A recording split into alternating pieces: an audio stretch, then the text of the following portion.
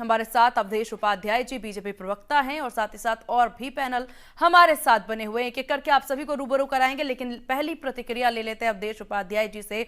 अवधेश जी, सबसे पहले बहुत स्वागत है आपका इंडिया न्यूज उत्तर प्रदेश उत्तराखंड पर।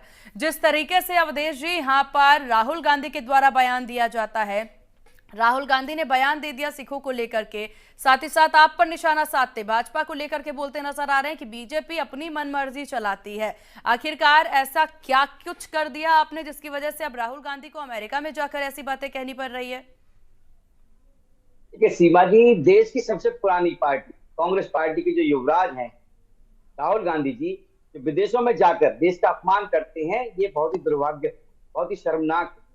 एक ऐसी पार्टी जिसने 70 साल राज किया देश में, उस पार्टी के युवराज और जो अभी नेता प्रतिपक्ष हैं, वो यदि विदेशों में जाकर देश का अपमान करते हैं तो ये देश के हर नागरिक का अपमान है। आप देखिए, एक तरफ देश के प्रधानमंत्री श्री नरेंद्र मोदी जी हैं, जिनके नेतृत्व में हमारा देश नित नए कीर्तिमान स्थापित कर रहा है विश्व पटल पर, और एक तरफ नेता प्रतिपक्ष राहुल गांधी जी हैं, जो केवल देश का अपमान करने में लगे हुए हैं।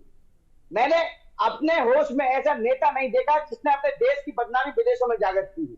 अरे भाई राहुल गांधी जी, आप कैसे भूल गए? इसी देश ने तो आपको नेम फेम दिया, इस देश ने आपको सत्ता दी, जो आज जिस लायक बने हो। लेकिन अवधेश जी, वो देश को लेकर के नहीं, वो बीजेपी को लेकर कहते नजर आ रहे हैं। मैं उसी पर आ रहा हूं।